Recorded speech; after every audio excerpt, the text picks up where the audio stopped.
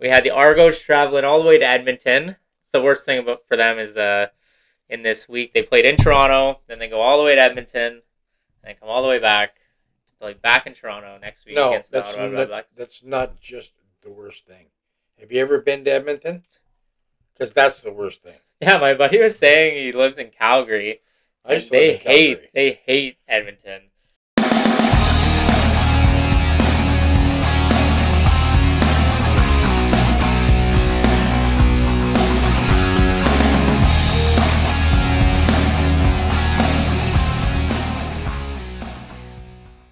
Welcome back, CFL fans. Regular season is complete. Week 21 happened last week.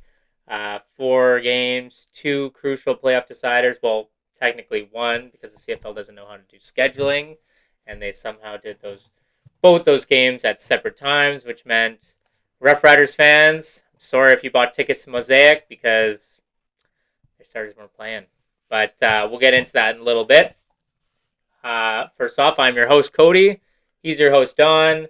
We are the Out of Bounds Sports Podcast, and this is the final episode of the regular season for the CFL 2024. We've got 3 more weeks of playoffs. We got the first round. Is it the East Wild Card? No, East Divisional? East West. Semifinals. So we got the East and West semifinals, East and West finals, and then we'll cap it off November 17th with the Jonas Brothers halftime show and a football game scheduled around it. You stop bringing those clowns up. We're not promoting the Jonas Brothers. Like I said, 4 games this past week. We had the Tiger Cats visiting Ottawa Redblacks in a must-win for the Redblacks, just as a momentum thing. They really needed that win. And just confidence going up against the Argos next week.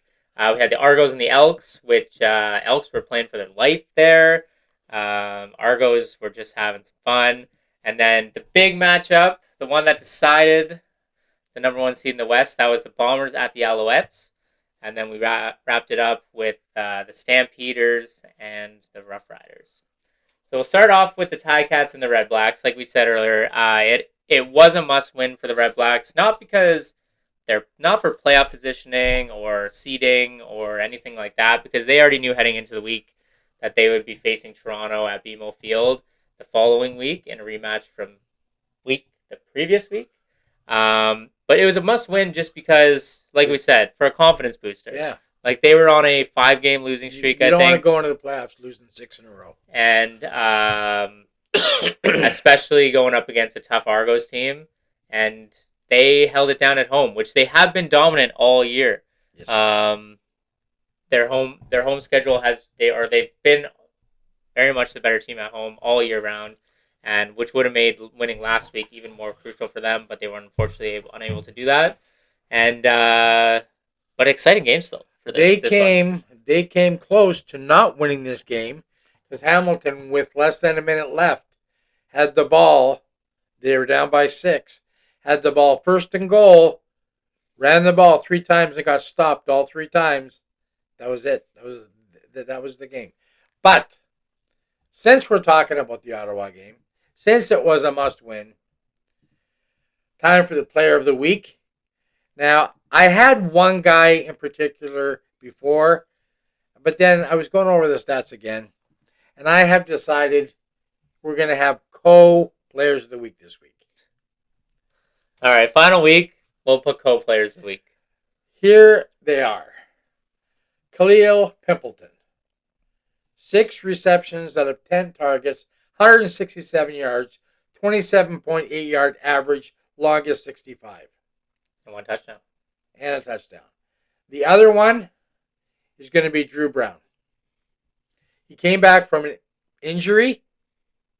He was out for a long time.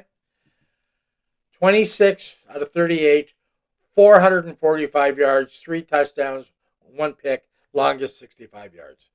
Those are the 2. Yeah. To a pair of Redblacks, and like we said, in a must-win game, they showed up. out. They showed up. Yep. And great season for Khalil Pimpleton. Not in the running for Rookie of the Year, which I but don't get. I don't he did get. have a great because he was a great return man. I think he just didn't. He was injured for a couple of games. I think that's probably what. If he had been healthy all year, even though he put the stats up that he did, I think over a Yeah, but thousand it's yards on the season. so hard to play football and be healthy all year. It's been done though, It's been and done. Yeah, I didn't say it was impossible. I said it's hard. So great job to Drew Brown and Khalil Hamilton. You guys held it down for your team, beat the Hamilton Tiger Cats, and now you look forward next week to those tough Toronto Argonauts in a rivalry between Ottawa and Toronto. So, Yep, in a hostile BMO Stadium. awesome. Yeah. They did sell out last week, and I think they'll most likely sell out Oh, this week as well. absolutely. They might even open the upper deck. So, BMO will be rocking this weekend. That's Saturday, right? Saturday afternoon. Both games are Saturday. Yeah. So, should be good. And as for the Hamilton Tiger Cats, Bo had a Bo game, 425 yards, touchdown, and an interception, 25 for 36. Over 5,000 yards. I think that puts him almost near 5,500 yards on the Yeah, season. So, and I believe his pick was in the end zone too. oh yeah, So yeah. So, I mean, Hamilton Tiger Cats will look to kind of make some offseason changes. I think they're going to bring Bo Leva back. Honestly, I think they're going to be a much better team next year. I think if you look at their wins and losses this year, they had a couple blowouts, but they had a couple close games as well. But they just had such a huge slump and at one point in the season, and like they just couldn't get over the hump in a lot of those games. Their biggest downfall last year, which I hope will be addressed for next year, too many picks in the red zone. Yeah, too many. Yeah, when you're getting no points instead of 3 points, or no points instead of 6 points, or even just 3 points, that's a huge deciding factor in games down the stretch. So, yeah, I think they'll bring Bo Levi back. I think he proved this year on some sense that he's still got a lot in the tank, but he's just got to clean up his turnover ratio. That's his big thing. He can throw the ball. He led the league in touchdowns. He led the league in yards. I don't think he led the league's interceptions, but if he did, I mean that there is a factor. So I'm pretty sure he did. So yeah, Tiger Cats. It's not all down in the dumps for you guys. And have a great year next year. I'm telling you. Yeah. So look to rebuild next season, and that's it for you guys on the Outbound Sports Podcast. We won't talk about it anymore. Yeah, we're done with you. All right, moving on to our second game of the Friday night doubleheader.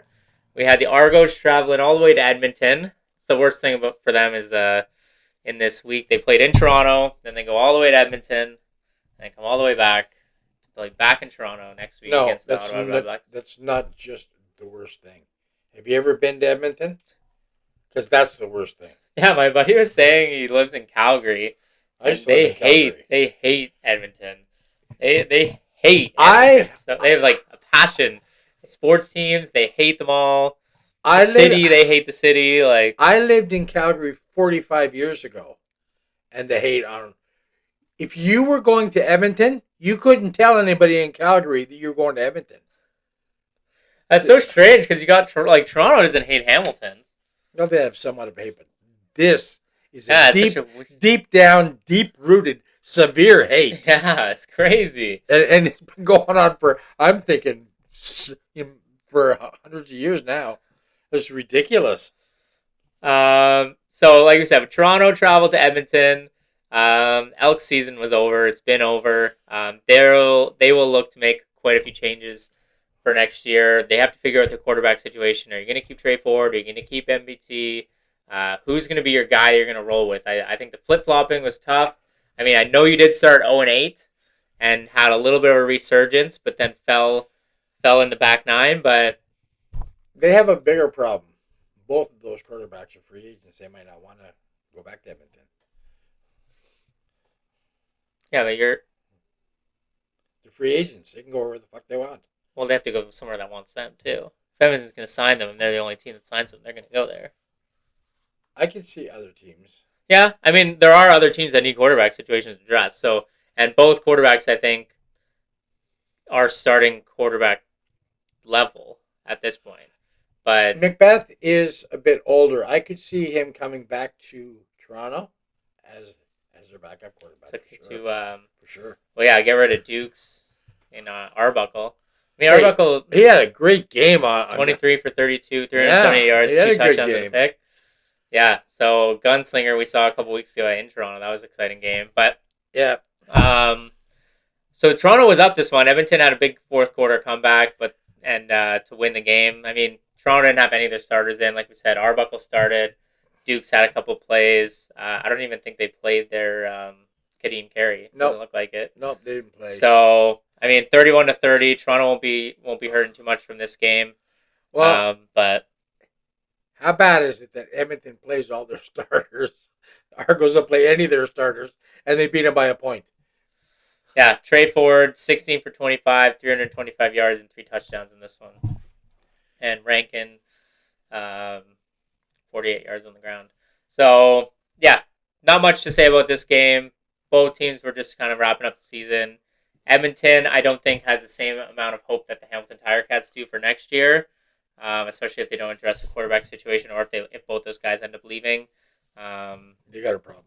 They do have a problem. So we'll see what happens with them next year. But right now they sit second to last in our power rankings, and heading into next season, I don't expect that to change too much. No. So Toronto has a big game next week. They host the Ottawa Redblacks for the East semifinal. That winner will go on to face the Alouettes in the East final before heading off to the Grey Cup. So I'm excited for that game. Toronto and Ottawa. I wouldn't mind seeing Ottawa win that one actually, but Toronto is definitely the favored going into that one. I think they're favored by 6.5 at this point. So we'll move on to the biggest game of the week. We had the the Winnipeg Blue Bombers in a Grey Cup rematch. Grey Cup final rematch on the last game of the season. And they're facing the Alouettes, who did not have their starters in as well. Obviously, they have the East one wrapped up. Oh, actually, no, they did. Fajardo did play in this one. Did play most of the game, it looks like. Yeah. But after an abysmal start for the Winnipeg Blue Bombers, I mean, what a turnaround for them to wrap up the West final game of the season, 11-7. They're only one tie away from having the same record as the Alouettes. After they kind of had opposite seasons, where the Alouettes started real hot, and then down the stretch, I mean, as they had things wrapped up, they've kind of let things go a little bit more. But the Bombers, horrible start, and they've just been on fire ever since. So they end up being the Alouettes 28-27 in one of the craziest finishes I've seen in a CFL game. They were coming back. They needed the ball.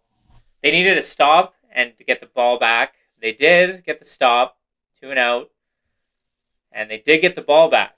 But the field position was the big thing, and the field position was caused by Mother Nature, of all things. It was absolutely insane that just before they have to kick, this wind comes up, and you can see leaves just flying everywhere, and the ball goes up, curves, and it almost starts to come back. Yeah. It was a 21-yard punt, and at that point they had like 8 seconds left. They do one pass to get themselves into field goal range. Then the monsoon comes. And it's just downpour, and they get the final field goal. Yeah, Sergio Castillo did miss a 61-yarder drive before that, Yeah, which would have put them up. So he did get a second shot, and I mean he was 5 for 7 in this game on field goals. So he missed that one, but he did hit the game winner, and he was happy to have that second shot to redeem himself. And with that win, it didn't matter what was going to happen in the Saskatchewan game because the Bombers had already wrapped up the West at that point. And like I mentioned earlier, poor Saskatchewan fans, because once they found out the news, that was it for them. Okay, well, I think we should quickly talk about that game and then move on. Saskatchewan didn't play their starters. Calgary won. Okay, let's go on to the next topic. So the Saskatchewan Roughriders will face the BC Lions They are hosting a playoff game still. They did get one at Mosaic, so they finished second in the West, and they'll host the BC Lions this week as well. I imagine that would be the second game then. Yes, because of the time. Because of the time. So we have the Red Blacks visiting the Argos at 3 p.m. on Saturday, and then the Lions On visiting the Rough Riders CTV at and 6:30. TSN. And the Lions will face the Rough Riders at 6:30. And that's only on TSN. Is it? CTV only gets the afternoon game. Yeah. And the winners of those games will face off the Alouettes and the Bombers next week, or next week, and in the East and West finals. And the Alouettes will play first, and the Bombers play second. That'll also be on TSN and CTV. CTV spokesperson over here. I'm surprised after all the swearing from the Hamilton game that they're still showing games on CTV. That was just hilarious. So, final week of the season, Don went 2-2, and I ended up sitting at 1-3.